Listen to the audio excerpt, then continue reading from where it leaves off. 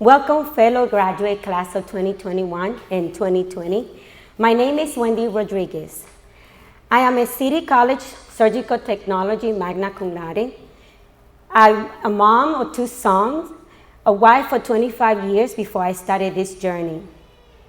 I wanted to take this opportunity to thank City College for allowing me to share with you my journey of becoming a surgical tech. What led me to change my career?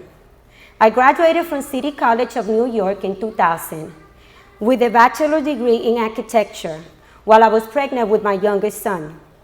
At this time, my husband and I decided to relocate our family to Florida, where I worked as a school bus driver for 14 years.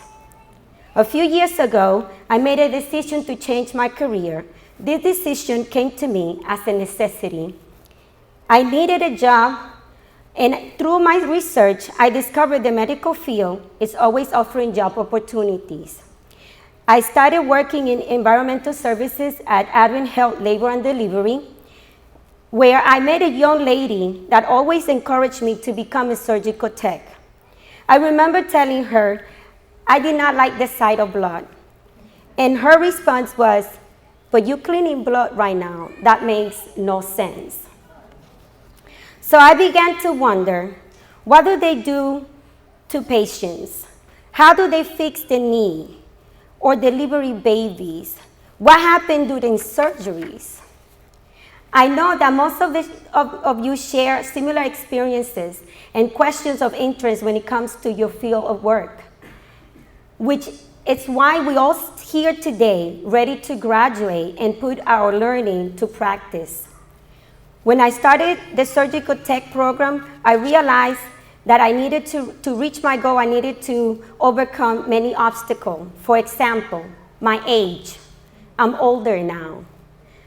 My love for architecture, that was my dream job. And learning the human anatomy, because the human body is very complicated. I remember coming to class and sitting next to many young students. I felt intimidated with their strength, how up to date they were in today's life, and their ability to do much more than me. But I can jump.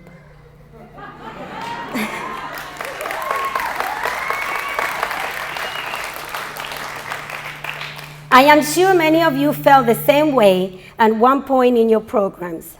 The more we advanced in the program, the harder it got. I'm sure we ask ourselves, can I do this? Is it too hard? Should I do this? Should I quit? I used to talk to my dean and teacher about my age.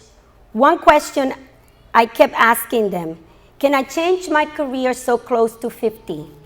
The response that they gave me was, age is just a number. I remember my fellow students treated me like one of them, to the point that at times they forgot I was older. I was concerned that I will not be strong enough to lift up trays or to learn surgical procedures. But they helped me and they showed me that my strength isn't not with my age, with my determination and will to follow my dream of becoming a surgical tech.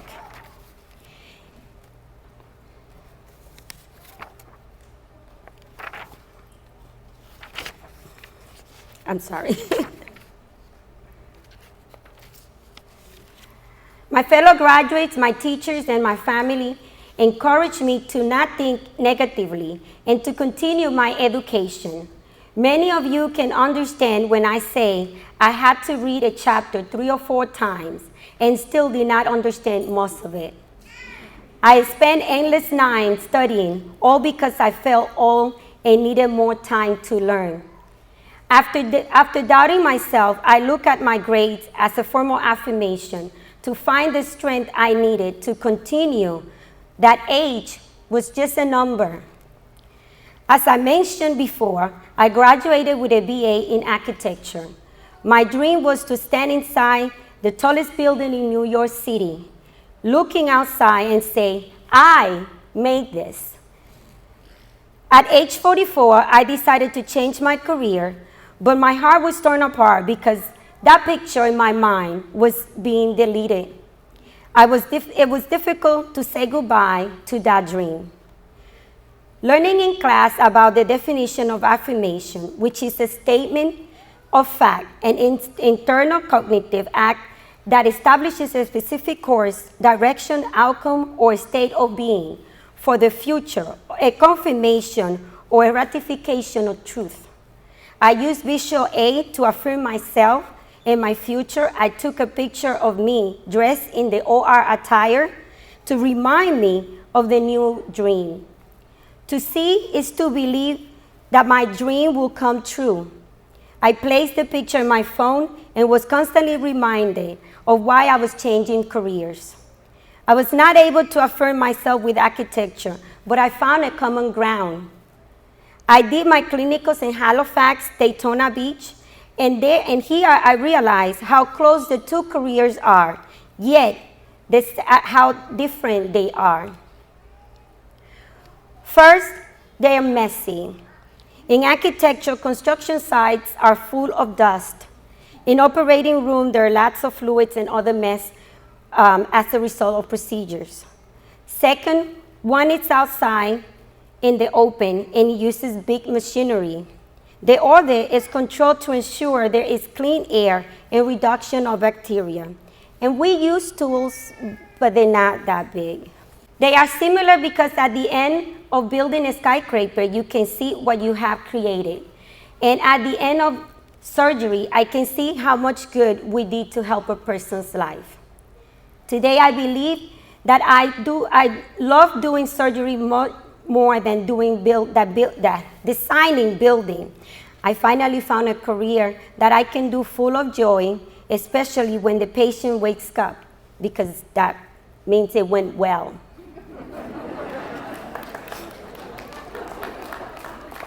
To do surgery right, we had to learn about the human anatomy. Oh man, English is not my first language, and sometimes I have problems with pronunciation, and now I had to understand anatomy to be able to help people. Really? One of my greatest challenges in anatomy was when we were studying the lymphatic system and immunity. To my understanding, the system cleans the blood and defends the body from any unknown organelle before sending the blood to the heart. I was confused with the arteries, and the veins were like highway with no direction. Imagine getting lost. The heart was my favorite together with the lungs. The process of oxygenating the blood is genius. I depend on the books during my first month of clinicals. The books had colors and the pictures of the body detailed so I could understand it. However, after assisting on a total hip of a man with a rare case of bone deformation, I realized that the human anatomy is not the same as the book. On my first LABH, I was sad to see such a small uterus with bilateral ovaries and tubes, because in the books they were much bigger. I do get excited when I'm given an opportunity to learn more about the lungs at work. Surprisingly, my favorite branch of human anatomy to work in is orthopedics. The first time I saw a human brain, I could only remember Indiana Jones. But then we removed a tumor of the patient's brain, and I said to myself, that was so cool. To me, the human anatomy is difficult to read, but with dedication, it can be understood. To conclude, I want to leave you by saying thank you to God, to my family for supporting me for the past 2 years, for the teachers, fellow students, and staff from City College for guiding me every step of the way. Thank you for the laugh, for the tears, and even for the stress most of the time. Today I work at Halifax as a certified surgical tech, and guess what? I can't do it. I am doing it.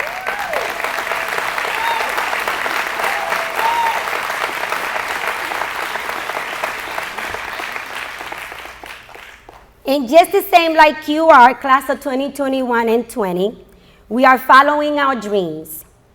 When I was asked to write this speech, I could only think of the song, I Believe I Can Fly, I Believe I Can Touch the Sky. But today, class of 2021 and 20, we not only believing, we are flying and we are touching the sky. Thank you and congratulations to you, class of 2021.